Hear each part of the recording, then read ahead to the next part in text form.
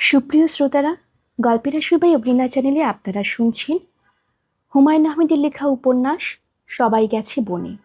আজ এর তৃতীয় পর্ব।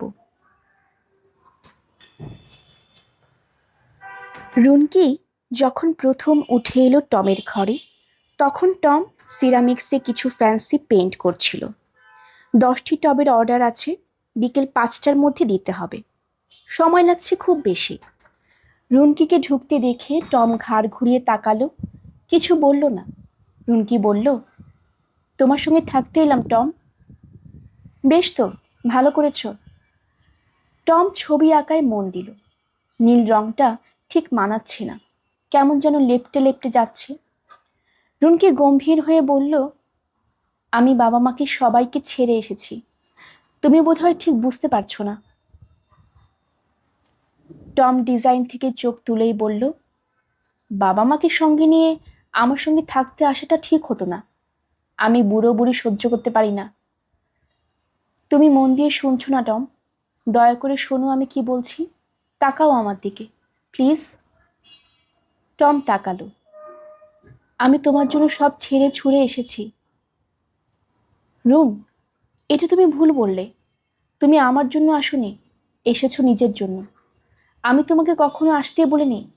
মনের মধ্যে এসব ভুল ধারণা থাকা ঠিক না, এতে পরে কষ্ট পাবে। রুনকে জবাব দিল না। টম বলল, চট করে কফি বানিয়ে আনো তো দেখি আমার জন্য। চিনি 2 চামচ চাই, নো ক্রিম। বাইরে থেকে টমকে ভব ঘুরে ও ছন্ন ছাড়া মনে হলো, আসলে সে মোটেও সেরকম নয়। রুনকি অবাক হয়ে দেখল, টমের অত্যন্ত গোছালো স্বভাব।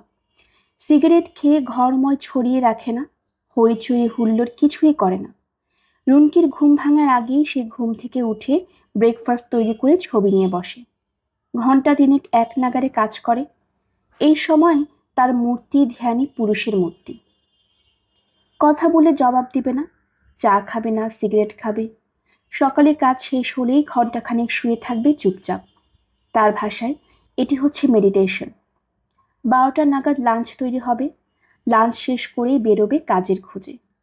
সব দিন কাজ পাওয়া যায় না, ঘোরাঘুরি স্যার।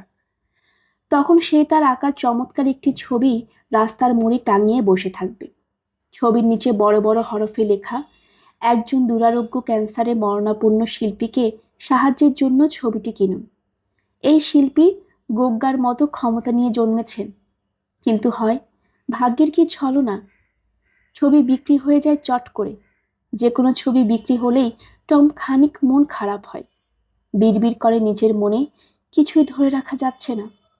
কোনো দিন মন খারাপের তীব্রতা এতই বাড়ে যে সে হুইস্কি খেতে খেতে চোখ লাল করে বাড়ি ফেরে। রুনকিকে গম্ভীর হয়ে বলে, প্রচুর ক্ষমতা নিয়ে জন্মেছিলাম, কিন্তু কিছুই হচ্ছে না। লাল হচ্ছে আমার সবচেয়ে ফেভারিট কালার, অথচ লাল রঙের ব্যবহারটা এখনো শিখতে পারলাম না। এরকম জীবনে কোনো মানে হয়?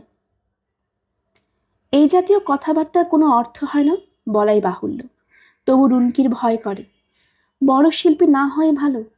টম আর 10 জন মানুষের মতো সহজ স্বাভাবিক মানুষ হোক। সংসারে ভালোবাসা থাকুক, সুখ থাকুক। খ্যাতির কি সত্যি কোনো প্রয়োজন আছে?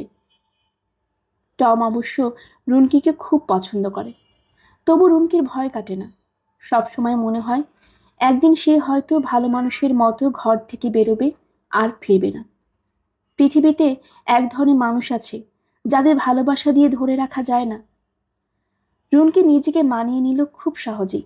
বাজার করা, রান্না করা, কোনো কিছুই আর আগের মতো জটিল মনে হলো না তার কাছে। বাইরে বেরুলে একটি ক্ষীণ অস্বস্তি অবশ্য থাকে মনের মধ্যে, যদি পরিচিত কারোর সঙ্গে দেখা হয়। সবচেয়ে ভালো হতো যদি টমকে নিয়ে বহু দূরে কোথাও চলে যাওয়া যেত, প্রশান্ত মহাসাগরের ছোট্ট কোনো একটা দ্বীপে, যেখানে মানুষজন নেই। সারাক্ষণ হু হু করে হাওয়া বইছে। সন্ধ্যাবেলা আকাশ লাল করে সূর্য ডুবে হঠাৎ করে চারদিক অন্ধকার হয়ে যায়। টমের এই বাড়িটিও অবশ্য দ্বীপের মতোই। শহরের বাইরে খোলামেলা একটা বাড়ি। কেউ ঠিকানা জানে না বলেই কেউ আসে না। রুনকি মাকে টেলিফোন করে ঠিকানা দিতে চেয়েছিল। রাহেলা শান্ত স্বরে বলেছেন, তোমার ঠিকানার আমার কোনো প্রয়োজন নেই রুনকি। তোমার ঠিকানা তোমার কাছেই থাকুক। ঠিকানা না রাখলে টেলিফোন নাম্বার রাখো। রাহেলা উত্তর না দিয়ে টেলিফোন নামিয়ে রেখেছেন। কেউ জানে না রুনকি কোথায় আছে। তবু একদিন শফিক তার ভাঙা ডজ গাড়ি নিয়ে এসে উপস্থিত। রুনকির বিস্ময়ের সীমা রইল না। শফিক গাড়ি থেকে নেমেই বলল, বাংলাদেশি কায়দায় তোমাদের একটা বিয়ের ব্যবস্থা করবার জন্য এলাম। গায়ে হলুদ টলুদ সব হবে। বরের বাড়ি থেকে কনের বাড়িতে রুই মাছ যাবে। গায়ে হলুদের তত্ত্ব দেশের একটা পার্সেলিটি হয়ে যাবে। মেলা লোকজনকে বলা হবে, কি বলো? রুনকি বহু কষ্টে হাসি সামলায়। টম বুঝি রাজি হবে? তোমার যে কী সব চিন্তা ভাবনা শফিক ভাই। রাজি হবে না মানে? টমের ঘাড় রাজি হবে। ব্যাটা দেশের একটা বেজ্জতি করে ফেলেছে। বাংলাদেশি মেয়েকে ভাগে নিয়ে এসে। রুনকি গম্ভীর মুখে বলল, শফিক ভাই, টম কাউকে ভাগিয়ে টাগিয়ে আনেনি, আমি নিজেই এসেছি। আর আমার জন্য তোমার বাংলাদেশে কোনো বেজ্জতি হয়নি। আমি বাংলাদেশি নই, আমি বাই বার্থ আমেরিকান।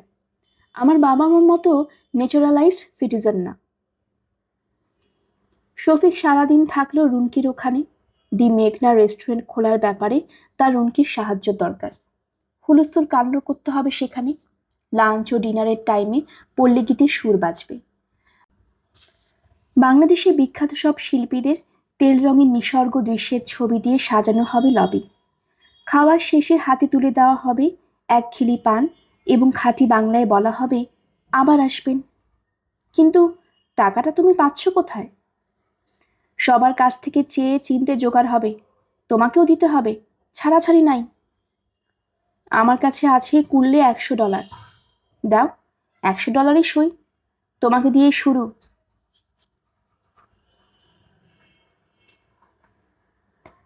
সারাদিন অপেক্ষা করেও টমের দেখা পাওয়া গেল না।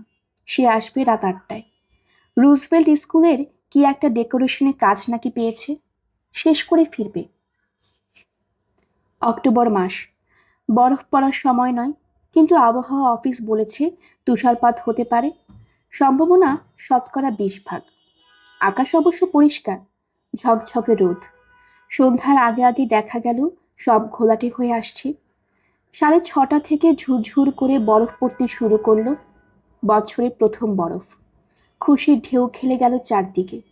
ছেলে বুড়ো সবাই চোখ বড় বড় করে বলছে, আহ, কি চমৎকার তুষার পড়ছে, হাউ লাভলি। রাত 9টার খবরে বলল, কানাডা থেকে ঠান্ডা হাওয়া দিচ্ছে আর উষ্ণ হাওয়া আসছে সাউথ থেকে। কাজেই সারা রাত ধরে ব্লিজার্ড হতে পারে। ইতিমধ্যে 1 ফুটের মতো বরফ পড়েছে। রাস্তাঘাট পিছল, কেউ যেন বিনা প্রয়োজনে বাইরে না যায়। হাইওয়ে I-19 বন্ধ। বড়ই ফুর্তির সময় এখন। শুরু হবে ব্লিজার্ড পার্টি। উপকরণ সামান্য, বিদ্যার বাদাম ভাজা এবং চড়া মিউজিক। বছরের প্রথম ব্লিজার্ডকে স্বাগত জানানরা এই হচ্ছে ফার্গোর সনাতন পদ্ধতি। আনিস মোটা একটি কম্বল গায়ে জড়িয়ে সোফায় আরাম করে বসল। ঘরে একটি ফায়ারপ্লেস আছে। ফায়ারপ্লেসে আগুন জ্বালানির কায়দা কানুন তার ভালো জানা নেই। চিমনি পরিষ্কার আছে কিনা কে জানে। এর চেয়ে কম্বল জড়িয়ে থাকাই ভালো। কফি পটে কফি গরম হচ্ছে। টিভিতে দেখাচ্ছে ডেভিড কপারফিল্ডের ম্যাজিক। হাতের কাছে 2টি রগরগে ভূতের বই। একটি স্টিফেন কিংয়ের সাইনিং। নিউ ইয়র্ক টাইমসের মতে কোনো সুস্থ লোক এই বই একা একা পড়তে পারবে না। অন্যটি ডিম স্কিলেনের দি আদার নুন। পিশাচ নিয়ে লেখা রক্ত জল করা উপন্যাস। রিজার্ভের রাতের জন্য এর চেয়ে ভালো প্রস্তুতি কল্পনাও করা যায় না। আনিস জানালার পর্দা সরিয়ে বাইরে তাকালো। বরফের সমস্ত ঢেকে গেছে।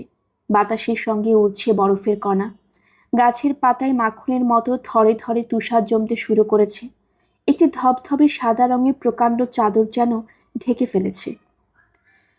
হাওয়ার সঙ্গে সঙ্গে সেই সাদা চাদর নৌকার পালের মতো কাঁপছে তীর তীর করে। অপূর্ব দৃশ্য, চোখ ফেরানো যায় না। আনিস মন্ত্রমুগ্ধের মতো জানালার পাশে দাঁড়িয়ে রইল। মালিশা গিলবার্ড এসে উপস্থিত হলো এই সময়। প্রচণ্ড ঠান্ডাতেও তার গায়ে পাতলা একটা উইন্ড ব্রেকার ছাড়া আর কিছুই নেই। কালো একটা স্কার্ফে কান দুটি ঢাকা, হাতে খাবারের একটি প্যাকেট। মালিশা বলল, আমি ভাবলাম কেউ নেই, অনেকক্ষণ ধরে কড়া নাড়ছি। ঘরে তোমার বান্ধবীরা কেউ আছে বুঝি? আনিস বলল, ভেতরে এসো। এরকম দিনে বেরোলে কি জন্য? মালিশা বলল, তুমি কথার জবাব দাওনি। ঘরে কি তোমার বান্ধবীরা কেউ আছে? না, তা নেই। যাক, আমি শুধু দুজনের জন্য খাবার এনেছি। মালিশা খানিকটা কুণ্ঠিত ভঙ্গিতে প্যাকেট খুলতে শুরু করলো। আনিস বলল, স্কার্ফটা খুলে মাথা মুছে নাও। এত তাড়া কিসের মালিশা? তাড়া আছে, দুপুরে খাইনি কিছু, খাবার সব ঠান্ডা হয়ে আছে, গরম করতে দিয়ে তারপর হাত মুখ ধোবো। খাবার বিশেষ কিছু নয়, বড় একটি প্যান পিৎজা, কয়েকটি মেক্সিকান ট্যাকো এবং এক বোতল সস্তা বার্গান্ডি। আনিস বলল, কোনো বিশেষ উপলক্ষ আছে কি মালিশা? আজ আমার জন্মদিন। আনিস হাসি মুখে বলল, 2 মাস আগে একবার তুমি জন্মদিনে খাবার খাইয়েছ। ওই দিন মিথ্যে বলেছিলাম, তোমাকে কোথাও নিয়ে যেতে ইচ্ছা হচ্ছিল, জন্মদিনে অজুহাত নিয়ে গেলাম। এমনি বলি বুঝে যেতাম না? না, আমি ভালো মেয়ে নই, আমার সঙ্গে বেরোতে হয়তো তোমার সংকোচ হতো। মালিশা দ্রুত হাতে খাবার ওভেনে ঢুকিয়ে মাথার চুল মুছতে শুরু করলো। হঠাৎ করে এসেছি বলে রাগ করনি তো? টেলিফোন করবো ভেবেছিলাম, পরে ভাবলাম টেলিফোনে তুমি বলেই বসতে পারো আমি ব্যস্ত, সামনাসামনি কেউ এমন কথা বলতে পারবে না। আনিস, তুমি কি বিরক্ত হচ্ছ? বিরক্ত হব কেন? কিন্তু জন্মদিনে কেক কোথায়? কেক কেনা গেল না, টাকা কম পড়ে গেল, তাছাড়া কেক আমার ভালোও লাগে না। আনিস লক্ষ্য করল মালিশার চোখ ঈষৎ রক্তভাব, একটু যেন ঢুলছে। তুমি কি প্রচুর ড্রিঙ্ক করেছো মালিশা? প্রচুর নয়, তবে করেছি। একা একা ভালো লাগছিল না। টেলিফোন করলেই একটা কেকের ব্যবস্থা করা যায়, কিন্তু আবহাওয়ার যা ধরন ধারণ, কেউ কি অর্ডার নেবে? চেষ্টা করে দেখা যেতে পারে। আনিস বসবার ঘরে চলে এলো, গলা উঁচু করে বলল, তুমি খাবার সাজাও মালিশা, আমি এটা টেলিফোন সেরে আসছি। অর্ডার ওরা নিল, বলল 1 ঘন্টার মধ্যে দিয়ে যাবে। শুধু কেক নয়, 10টি লাল গোলাপের একটি তোড়াও আসবে সেই সঙ্গে। আনিসের মনে হলো সে নিজেও খুব নিঃসঙ্গ। মালিশা হঠাৎ করে আসায় তার খুবই ভালো লাগছে, একটা কেমন যেন অন্য ধরনের আনন্দ। আনিস, পিৎজা তোমার ভালো লাগে তো? খুব লাগে, সস্তার মধ্যে খুব ভালো খাবার, তাই না? তা ঠিক। মালিশা হাসি মুখে বলল, আমার বয়স 21 বছরে একটি মেয়ের জন্মদিনে কোনো লোকজন নেই, কেউ বিশ্বাস করবে এ কথা? জন আসবে বলেছিল, আমি এসব কিনেছিলাম জন এবং আমার জন্য।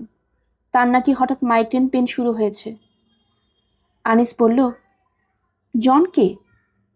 আমার একজন বন্ধু, সিআরসে কাজ করে। তোমার কি মনে হয় ওর সত্যি সত্যি মাইগ্রেন পেন? আনিস উত্তর দিল না। মালিশা বলল, জনের একজন নতুন বান্ধবী হয়েছে, একটি মেক্সিকান মেয়ে। ও নির্ঘাত ওর সঙ্গে ঝোলাঝুলি করছে। তোমার কি মনে হয়? আমার পক্ষে বলা মুশকিল, নির্ভর করে জনের সঙ্গে তোমার পরিচয় কিরকম তার উপর। পরপর 4 শনিবার ডেট করেছি, জন নিজেও ডেট চেয়েছে। 2 রাত ঘুমিয়েছে ওর সঙ্গে, ওটা ঠিক হয়নি, ওতে দাম কমে যায়। তাছাড়া ওই মেক্সিকান মেয়েটিকে তো তুমি দেখোনি, দারুণ ফিগার, পুরুষদের কাছে ফিগারটাই আসল। আনিস প্রসঙ্গ পাল্টাবার জন্য বলল, তোমার মা কেমন আছে? ভালোই, গত সপ্তাহে চিঠি পেয়েছি, বুড়ির শখ হয়েছে বিশ্ব ভ্রমণের, একজন সঙ্গীও পেয়েছে, জিম ডগলাস।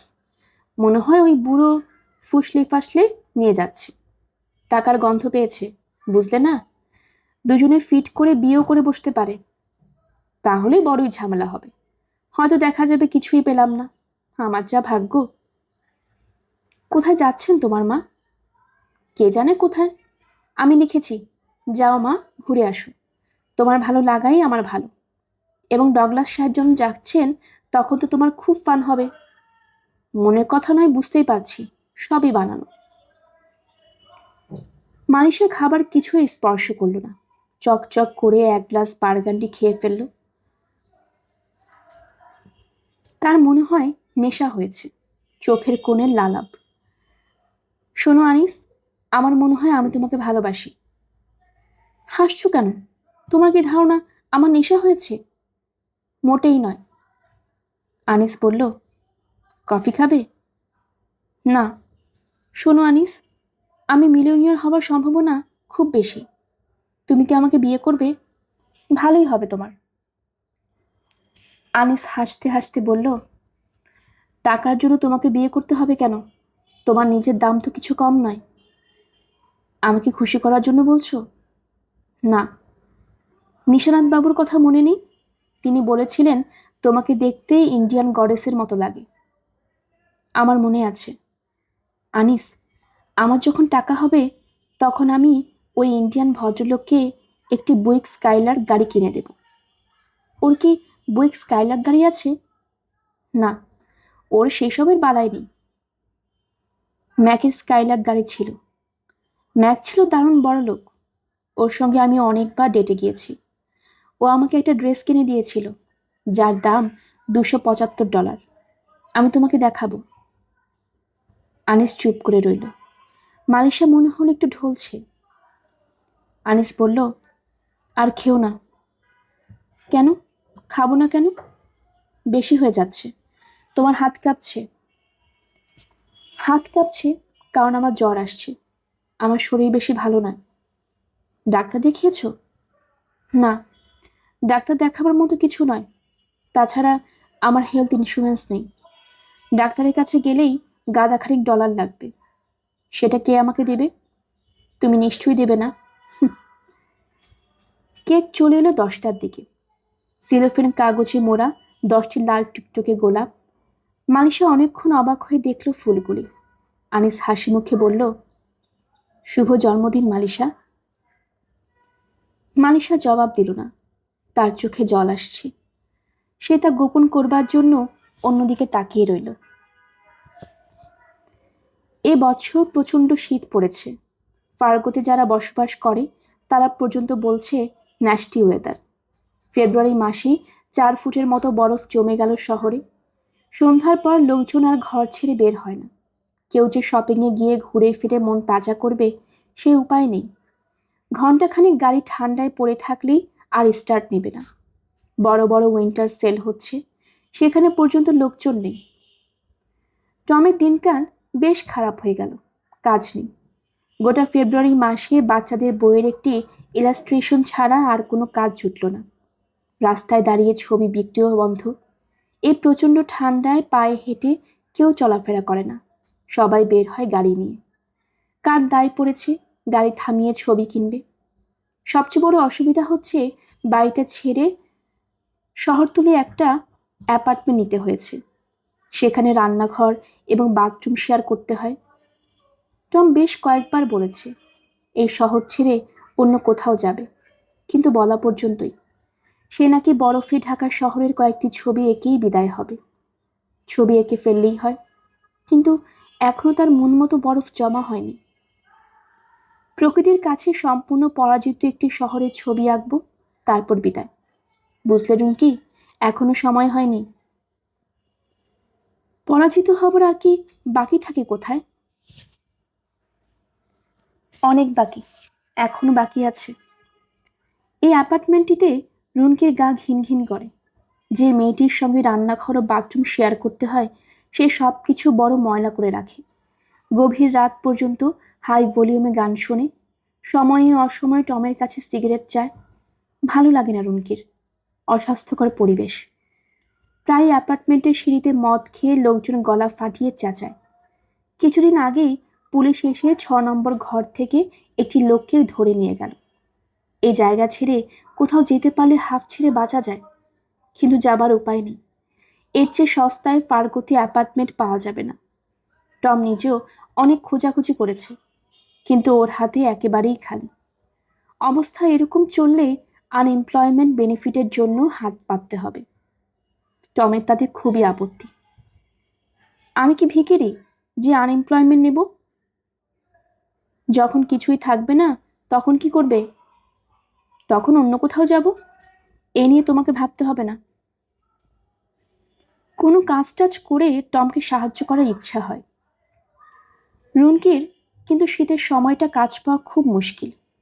একটি কাজ পাওয়া গিয়েছিল দক্ষিণ ফার্গোতে। গাড়ি ছাড়া অত দূর যাওয়ার কোনোই উপায় নেই, বাস ওই লাইনে যায় না, টমের গাড়িও নেই। দিনরাত ঘরেই বসে থাকতে হয় রুনকির। ইউনিভার্সিটির ক্লাস বাদ দিতে হয়েছে, উইন্টার কোয়ার্টারের নাম রেজিস্ট্রি করা হয়নি। ধারে $700 জোগাড় করা গেল না। টম কাজের খোঁজে সারাদিন ঘোরাঘুরি করে। রুনকি ঘরেই থাকে, ভালো লাগে না। টম সেদিন বলল, তুমি বাবা মার কাছে ফিরে যাও রুনকি। কেন? তোমার এখানে আর মন লাগছে না। আমি কি বলেছি মন লাগছে না? বলতে লজ্জা লাগছে বলে বলছো না, বাবা মার কাছে ফিরে যেতেও তোমার লজ্জা লাগছে। লজ্জার কিছু নেই রুনকি। তুমি বড্ড বাজে কথা বলো টম। টম হেসে বলেছে, এইটা তুমি ভুল বললে রুনকি, বাজে কথা আমি কখনো বলি না। তোমার মধ্যে দ্বিধা দেখতে পাচ্ছি বলেই বলছি। তোমার কি ধারণা আমি আর তোমাকে ভালোবাসি না? সে কথা আমি বলিনি রুন। তুমি কি আমাকে ভালোবাসো? তুমি খুব চমৎকার একটি মেয়ে, তোমাকে যে কেউ ভালোবাসবে। তুমি কিন্তু আমার কথার জবাব দাওনি। আমি তোমাকে খুবই ভালোবাসি রুনকি। যদি সত্যি ভালোবাসো তাহলে প্লিজ চলো অন্য কোথাও যাই। আর কয়েকটা দিন প্রকৃতির কাছে শহরে পরাজয়ের ছবিটা শেষ করেই রওনা হব। রুনকির এখন মাঝে মাঝে ইচ্ছে করে মার সঙ্গে গিয়ে কথা বলে, কিন্তু সাহস হয় না। তার দিকে তাকিয়েই মা নিশ্চয়ই বুঝে ফেলবেন ব্যাপারটা। মায়েরা অনেক কিছুই বুঝতে পারে। শফিক এসেছিল সেদিন, সে শুধু বলল, বাহ, স্বাস্থ্য ভালো হয়েছে তোমার রুনকি। রুনকি একবার ভাবল শফিককে বলবে ব্যাপারটা, কিন্তু বলতে বলতেও সামলে গেল। টমকে আগে জানানো উচিত, টমের আগে অন্য কারো জানা ঠিক নয়। শফিক এলেই অনেক খবর পাওয়া যায়, সমস্তই বাংলাদেশের খবর। বুঝলেন কি, জিয়াউর রহমান সাহেবের নাম হয়েছে এখন জিয়াউর রহমান খালকাটি। শুধুই খাল কাটছে। জিয়াউর রহমান কি? মাই গড, আমাদের প্রেসিডেন্ট, ফেরেশতা আদমি। তাই নাকি? বেচারার একটা হাফ শার্ট আর দুটো ট্রাউজার, আর কিছুই নেই। কি যে তুমি বলো শফিক ভাই, এই তো বিশ্বাস হলো না। মিথ্যে বলবো কেন খামাখা? একটা পয়সা বেতন নেয় না গভর্নমেন্টের কাছ থেকে। বেতন না নিলে চলে কি করে? চলে আর কোথায়, কিছুই চলে না। দেশের জন্য লোকটার যান কবুল, নিজের দিকে তাকাবার সময় আছে? শফিক গেলে রুমকি কিছুতেই যেতে দেয় না। বাংলাদেশি রান্না রাঁধতে চেষ্টা করে, ভাত রান্না হয় সেদিন। রান্না কেমন হয়েছে শফিক ভাই? মার মতো হয়েছে? চমৎকার, ফার্স্ট ক্লাস। ভাতটা বেশি নরম হয়ে গেছে না? নরমই আমার কাছে ভালোই লাগে। চাবানোর দরকার হয় না, মুখে ফেললেই হড়হড় করে নেমে যায়। চাকরি পেয়েছো শফিক ভাই? না, জোসেফাইনকে খুব তালাচ্ছি, কাজ হচ্ছে না। অন্য কোথাও চেষ্টা করো। গ্রিন কার্ড নেই, কাজ দেবে কে আমাকে? গভীর সমুদ্র। সেবার যে বলেছিলে ফার্মেসি ডিপার্টমেন্টে একটা কাজ পাবে। সম্ভাবনা 40%। বাদুরের দেখাশোনা, খাঁচা পরিষ্কার রাখা, ওদের ব্যালেন্স ডায়েট দেওয়া। ডক্টর লুইসের হাতেই সব। দেখি বেটাকে ভসনানো যায় কিনা। শালার দয়ামায়া কিছুই নেই শরীরে, দুঃখের কথা বলেও লাভ হয় না। পরাজিত শহরের ছবি টমের আঁকা হলো না। মন্টনার ছোট একটি শহরে কাজ পাওয়া গেল। এক ভদ্রলোক পাহাড়ের উপর চমৎকার একটি শীতাবাস বানিয়েছেন। তার লবির ডেকোরেশন, কাজটি লোভনীয়। কারণ যতদিন কাজ শেষ হচ্ছে না ততদিন শীতাবাসে থাকা খাওয়ার ব্যবস্থা, পাশে স্কি করবার স্পট, জমে যাওয়া একটি হ্রদ আছে। সেখানে উইন্টার ফিশিংয়ের ব্যবস্থা আছে। বরফ খুঁড়ে ছিপ ফেললেই প্রকাণ্ড সব কার্প ধরা পড়ে। টম রাজি হয়ে গেল। পরাজিত শহরের ছবি পরেও আঁকা যাবে। রুনকিকে অবাক করে দিয়ে এক সন্ধ্যায় শ্যাম্পেন একটি বোতলে নিয়ে এলো। এসো রুনকি, সেলিব্রেট করা যাক। কিসের সেলিব্রেশন? তোমার বাচ্চা আসছে, সেই সেলিব্রেশন। রুনকি দীর্ঘ সময় কোনো কথা বলতে পারল না। তুমি কখন জানলে? সেটা কি খুব ইম্পর্ট্যান্ট? শ্যাম্পেনে মুখ খোলা মাত্রই কর্কটি বহু দূরে ছুটে গেল। টম হেসে বলল, আমার বাচ্চা খুব ভাগ্যবান হবে। আর শোনো রুনকি, আমার মনে হয় আমাদের বিয়ে করা উচিত। ম্যারেজ লাইসেন্স এখান থেকেই নিয়ে যাব। হানিমুন হবে মন্টানায়, ঠিক আছে? নাকি তুমি আনমেড মাদার হতে চাও? রুনকি জবাব দিল না। টম বলল, তোমাকে বিয়ের পর আমার বাবা মার কাছে নিয়ে যাব। সিয়াটলে থাকেন তারা, তাদের ছোট্ট একটা ফার্ম আছে, তোমার ভালো লাগবে। তবে যেতে হবে গরমের সময়, তখন ওয়েদার ভালো থাকে। ওকে রুনকি? কাঁদছো কেন? মন্টানায় যাবার আগে রুনকি দেখা করতে গেল মার সঙ্গে। রাহেলা দরজা খুলে মূর্তির মতো দাঁড়িয়ে রইলেন। কি মা, ঘরে ঢুকতে দেবে না? রাহেলা কথা বললেন না, দরজা ছেড়ে সরে দাঁড়ালেন। বাবা কোথায়? মিনিয়াপলিস গিয়েছে। কবে ফিরবে? সোমবার। ও, তাহলে আর দেখা হচ্ছে না। আমরা মন্টানা চলে যাচ্ছি মা। রাহেলা চুপ করে রইলেন। রুনকি ওভারকোট খুলতেই শান্ত স্বরে বললেন, মা হচ্ছ তাহলে? হ্যাঁ, হচ্ছি। তোমার এমন মুখ কালো করবার দরকার নেই মা। আমরা বিয়ে করছি। ম্যারেজ লাইসেন্স জোগাড় হয়েছে। বিয়েতে আসবে না জানি, তবু কার্ড পাঠাবো। রুনকি টাওয়াল দিয়ে মাথার চুল মুছল, হালকা গলায় বলল, কফি খাওয়াবে? যা ঠান্ডা বাইরে। রাহেলা কফির পটি বসালেন। রান্নাঘর থেকেই থেমে থেমে বললেন, তোমার পড়াশোনার পাঠ তাহলে চুকেছে? আবার শুরু করব। তাছাড়া তাছাড়া কি? পুঁথিগত পড়াশোনা তেমন দাম নেই মা। পৃথিবীতে যত ট্যালেন্টেড লোক জন্মেছে তাদের কারো ইউনিভার্সিটির ডিগ্রি ছিল না। তা ছিল না, কিন্তু ওদের ট্যালেন্ট ছিল, তোমার তা নেই। রুমকি হাসল, কথার উত্তর না দিয়ে কফির পেয়ালা হাতে নিয়ে চলে গোল দোতলায় তার নিজের ঘরে। ঘরটি রাহেলা চমৎকার করে সাজিয়ে রেখেছে। দেখেই মনে হবে এই বাড়ির মেয়েটি হয়তো কলেজে গিয়েছে, ফিরে আসবে এক্ষুনি। রুনকি দেখল তার ব্যবহৃত কাপড়গুলি পর্যন্ত ইস্ত্রি করে রাখা হয়েছে। বারবি ডল দুটি মা নিচ থেকে নিয়ে এসে তার ঘরে রেখেছেন। দেয়ালে রুনকির ছোটবেলার একটি ছবি বাবল গাম দিয়ে বল বানানোর চেষ্টা করছে রুনকি। রাহেলা শুনলেন উপরে গান বাজছে, কিংস্টন ট্রায়োর বিখ্যাত গান। We had joy, we had fun, we had season in the sun, but the hills will come, were the season out of time. তিনি নিঃশব্দে উপরে উঠে এলেন।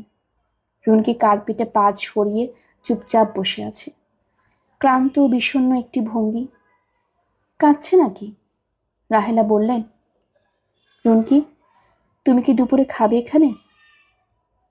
রুনকি চোখ মুছে ধরা গলায় বলল, না মা, দুপুরে আমরা রওনা হব। টম এসে এখান থেকে তুলে নেবে আমাকে। তুমি যদি তোমার কোনো জিনিসপত্র নিতে চাও, নিতে পারো। মা, আমি কিছু নিতে চাই না।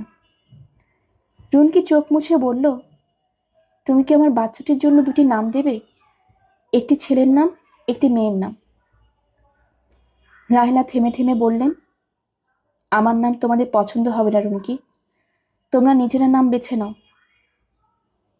কেন তুমি এত রেগে আছো মা? তুমি কি বুঝতে পারছো না আমি অনেক দূরে চলে যাচ্ছি? দূরে গেছো অনেক আগেই, নতুন করে বোঝাবুঝির কিছুই নেই। রুনকি বেশ কিছুক্ষণ চুপ করে থেকে বলল, যাবার আগে পুরনো দিনের মতো তুমি কি আমাকে একটু চুমু খাবে মা, প্লিজ?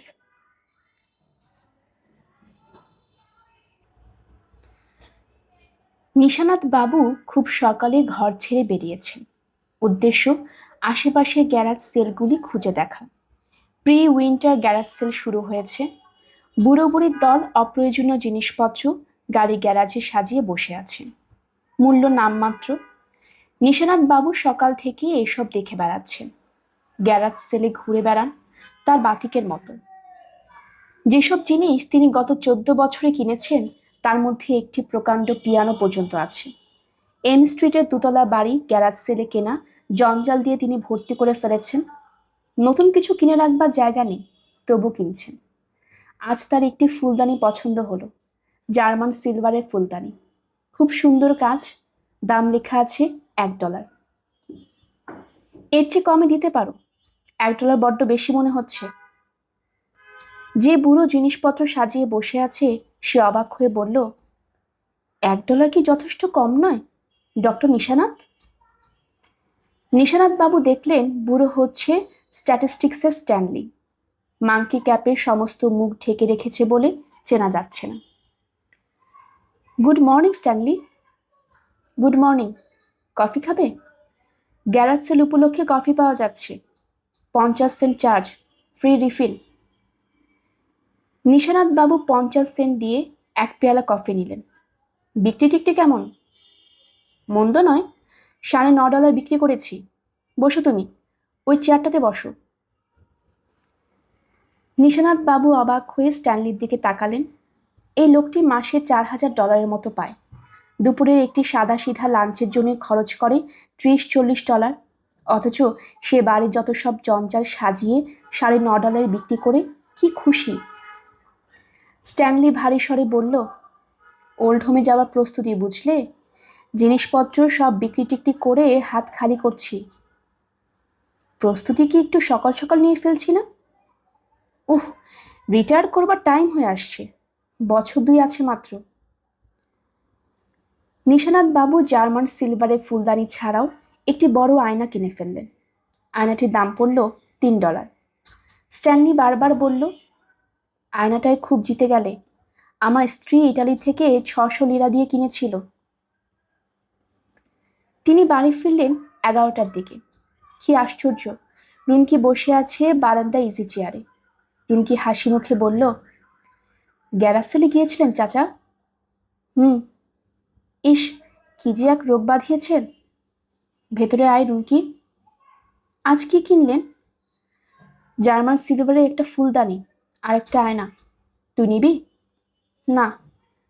আয়নাটা নিয়ে যা, ভালো জিনিস, 600 লিরা দাম পড়েছে ইটালিতে। পড়ুক। চাচা, আপনার কাছে বিদায় নিতে এলাম। নিশানাথ বাবু কিছু বললেন না, চায়ের পানি চড়ালেন। রুনকি সোফায় বসতে বসতে বলল, আমরা মন্টানায় চলে যাচ্ছি। মন্টানা খুব সুন্দর জায়গা। আপনার সঙ্গে হয়তো আর দেখা হবে না।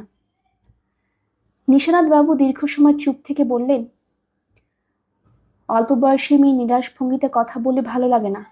তাদের বলা উচিত আবার হয়তো দেখা হবে, অর্থ একই, আনসার্টেনিটি, কিন্তু বলার ভঙ্গিটা অপটিমিস্টিক।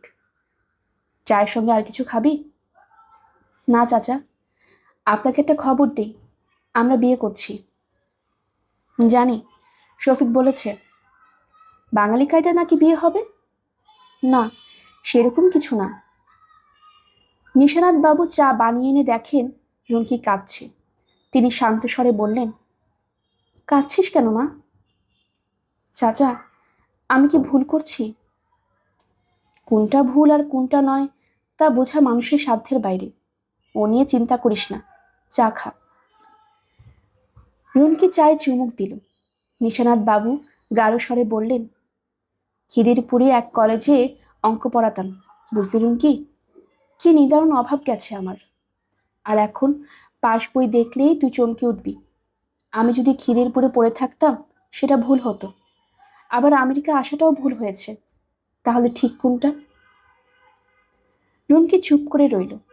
নিশানাথ বাবু বললেন, বেঁচে থাকার আনন্দটাই একমাত্র সত্যি, ওইটি থাকলেই হলো। আয়নাটা একটা কাগজ দিয়ে বেঁধে দিই মা। দিন। নিশানাথ বাবু আয়নাটি গিফট র্যাপ করবার জন্য পাশের ঘরে চলে গেলেন। রুনকি একটু হাসল। সে জানে নিশানাথ বাবু শুধু আয়না কাগজ দিয়ে বাঁধবেন না, সেই সঙ্গে একটা খামের মধ্যে মোটা অঙ্কের একটা চেক থাকবে। এটি নিশানাথ বাবুর একটি পুরনো অভ্যাস। রুনকির সব জন্মদিনে তিনি রুনকিকে গল্পের বই দেন। সেই বইয়ের ভেতর একটা খাম থাকবে, যা দেওয়ার তা সরাসরি দিয়ে দিলেই হয়, কিন্তু তিনি তা দেবেন না। কত রকম অদ্ভুত মানুষ দুনিয়াতে আছে। জোসেফাইনের মন ভেজানোর সব চেষ্টা ব্যর্থ হয়েছে। বুড়ি পরিষ্কার বলে দিয়েছে, কাজ তোমাকে দেব না। মাথা বেঠিক লোক আমি রাখি না। লুনাটিকদের বিষয়ে আমার অ্যালার্জি আছে। আমাকে তো তাহলে না খেয়ে থাকতে হয় জোসেফাইনা। তুমি ছাড়া কে আমাকে কাজ দেবে? উপোস দিতে হবে আমাকে। একেবারে কিছুই না জুটলে এখানে এসে হ্যামবার্গার খেয়ে যাবে, চার্জ লাগবে না, কিন্তু চাকরি তোমাকে দিচ্ছি না। ফার্গুতে বিদেশিদের কাজ পাওয়া ক্রমেই জটিল হয়ে উঠছে। অ্যাড দেখে টেলিফোন করলেই জিজ্ঞেস করে, গ্রিন কার্ড আছে? নেই শুনলেই খট করে টেলিফোন নামিয়ে রাখে। যারা কিছুটা ভদ্র তারা মিষ্টি সুরে বলে, এখানে ওপেনিং নেই, তুমি ঠিকানা রেখে যাও, আমরা ওপেনিং হলে খবর দেব। ওপেনিং নেই তো অ্যাড দিলে কেন? কয়েকটি ওপেনিং ছিল, সেগুলি ফিল্ড আপ। দি মেঘনা রেস্টুরেন্টের জন্য যে টাকা পয়সা উঠেছে সর্বমোট $711। সেখানে হাত পড়েছে। রেস্টুরেন্টের চিন্তা এখন আর তেমন নেই, কারণ রহমান তার ইন্ডিয়া হাইস নিয়ে পিছিয়ে পড়েছে। তার ধারণা এত ছোট শহরেই বিদেশি রেস্তোরাঁ চলবে না। সে খোঁজ নিয়ে দেখেছে এখানে যে কটি চীনা রেস্তোরাঁ আছে সেখানে শুক্র শনি এই দুদিন যা লোকজন হয়, অন্যদিন রেস্তোরাঁ খা খা করে। তাছাড়া এই প্রচণ্ড শীতে কার এমন মাথা ব্যথা যে কাঁপতে কাঁপতে বাইরে খেতে আসবে? এদিকে ইমিগ্রেশনের লোকজনও বেশ ঝামেলা করছে। 3-4টে চিঠি এসেছে, কোনোদিন হুট করে হয়তো পুলিশ এসে হাজির হবে। ঠিকানা বদলাতে হলো সেই কারণেই। নিক্স প্লেসে উল্টো দিকে ছোট একটা ঘর, শুধু শোয়ার ব্যবস্থা। খাওয়া দাওয়া নিক্স প্লেসে। বুড়ি তার কথা রেখেছে। খাওয়ার পর বিল দিতে গেলে গম্ভীর মুখে জিজ্ঞেস করে, কাজ পেয়েছ? না, নো চার্জ। বেশ, খাতায় লিখে রাখো, চাকরি পেলে সব একসঙ্গে দেব। বাকির কারবার আমি করি না, ভাগো। কাজ শেষ পর্যন্ত পাওয়া গেল। ফার্মেসি ডিপার্টমেন্টে সেই চাকরি। গোটা 10 বাদর, কয়েকটি কুকুর আর প্রায় 100-2 গিনিপিকের দেখাশোনা, সময় মতো খাবার দাবার দেওয়া, খাঁচা পরিষ্কার করা, পশুগুলিকে পুরোপুরি জীবাণুমুক্ত রাখা। কাজ অনেক, সেই তুলনায় বেতন অল্প, $90 প্রতি হপ্তায়। $90 সই। মহা উৎসাহে কাজে লেগে গেল শফিক। কাজটা যত খারাপ মনে হয়েছিল তত নয়। বাদরের খাঁচায় একটিকে পাওয়া গেল একেবারে শিশু। শফিককে দেখে সে দাঁত বের করে ভেঙচে দিল। শফিক অবাক, আরে তুই এসব ফাজলামি কোত্থেকে শিখলি? বানরের বাচ্চাটি কথা শুনে উৎসাহিত হয়ে বোধহয় থু করে একদল থুতু ছিটিয়ে দিল শফিকের দিকে। মহা মুসিবত হলো তো শালাকে নিয়ে, মারবো থাপ্পড়।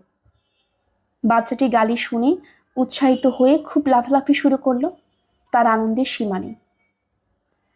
সন্ধ্যা 7টা বাজে। আনিস সবেমাত্র ফিরেছে ইউনিভার্সিটি থেকে। হাত মুখও ধোয়া হয়নি। শফিক এসে হাজির। এক্ষুনি যেতে হবে তার সঙ্গে। কি ব্যাপার আগে বলো। আগে বললে আপনি আর যাবেন না। যাব, ঘরে তেমন কিছু নেই। এখন বলো ব্যাপারটা কি? জং বাহাদুরের শয়তানিটা দেখাবো আপনাকে। নিজের চোখে না দেখলে বিশ্বাস করবেন না। শালা 1 নাম্বার হারামি। জং বাহাদুরটা কি? ও, আপনাকে তো বলা হয়নি। বাচ্চা একটা বাদর। বাচ্চা হলে কি হবে? শয়তানের হাড্ডি, দেখবেন নিজের চোখে। নিজের চোখে কিছু দেখা গেল না। জং বাহাদুর ঘুমিয়ে পড়েছে। শফিক খুব মনমারা হয়ে পড়ল। আনিস হাসি মুখে বলল, কালকে এসে দেখব। সকাল সকাল আসবেন। খাবার দেওয়ার সময় হলে কি করে দেখবেন? বিকালবেলা একটা কলা, একটা আপেল আর একটা ডিম সিদ্ধ দেওয়া হয়েছে। শালা কলা ডিমটা খেয়ে আপেলটা আমাকে সাধছে। দেখেন কাণ্ড। তুমি না বললে শয়তানের হাড্ডি? আমার কাছে তো বেশ ভালো মানুষই মনে হচ্ছে। আরে না না, তার বজাতির কথা তো কিছুই বললাম না। আনিস হঠাৎ গম্ভীর স্বরে বলল, তোমার কি কোনো কাজ আছে শফিক? তোমার গাড়িতে আমাকে একটা জায়গায় নিয়ে যেতে পারবে? কোথায়? আনিস খানিক ইতস্তত করে বলল, একটি মেয়ের সঙ্গে আমার কিছু পরিচয় হয়েছে। অনেকদিন তার খোঁজ নেই, ভাবছিলাম একটু খোঁজ নেব। শফিক বেশ অবাক হলো। আনিস থেমে বলল, আমি দেশে ফিরে যাব শফিক। আমার ভালো লাগছে না। আমি এই মেয়েটির সঙ্গে নিয়ে যেতে চাই। সে কোথায় থাকে? South Fargo. চলুন যাই। ফুলের দোকান হয়ে যাবেন? ফুল নেবেন? ফুল কেন? শফিক হাসি মুখে বলল, আমেরিকান মেয়েকে বিয়ের কথা কি ফুল ছাড়া বলা যায়? এক গাদা গোলাপ নিয়ে যান। ডাউনটাউনে ফুলের দোকান সারা রাত খোলা থাকে। আনিস দীর্ঘ সময় চুপ থেকে বলল, হ্যাঁ নিশ্চয়ই, ফুল তো কিনতেই হবে। মালিশাকে পাওয়া গেল না। বাড়িওয়ালি সরু গলায় বলল, ওর মা মারা গেছে। ও গেছে টাকা পয়সা কিছু দিয়ে গেছে কিনা দেখতে। কবে গিয়েছে? 1 সপ্তাহ হলো। আনিস বলল, ও টাকা কি পয়সা কিছু পেয়েছে? আমি কি করে জানবো? $100 রেন্ট বাকি রেখে গেছে সে। আমি চিন্তায় অস্থির, টাকাটা মার গেল কিনা। আমি কি গোলাপগুলি তার ঘরে রেখে যেতে পারি? পারবে না কেন, রেখে যাও। তুমি কি ওর বন্ধু? হ্যাঁ। ভালো। আমার ধারণা ছিল ওর কোনো বন্ধু নেই। আমরা দুজন ভাড়াটে আছে, যাদের কোনো ছেলে বন্ধু নেই। একজন হচ্ছে মালিশা, অন্যজন এমিলি জোহান। Emily Johann? হ্যাঁ, কবি এমিলি জোহান। নাম শুনেছ? খুব বড় কবি, রাইটার্স গিল্ড অ্যাওয়ার্ড পাওয়া। আমি কি তার সঙ্গে কথা বলতে পারি? না, পারো না। সে এখন মদ খেয়ে বুঁদ হয়ে আছে। ফেরার পথে আনিস একটি কথাও বলল না। গল্পের আসরে অগ্নিদা চ্যানেলে আপনারা শুনছিলেন হুমায়ুন আহমেদের লেখা উপন্যাস সবাই গেছে বনে। আজ ছিল এর 3য় পর্ব।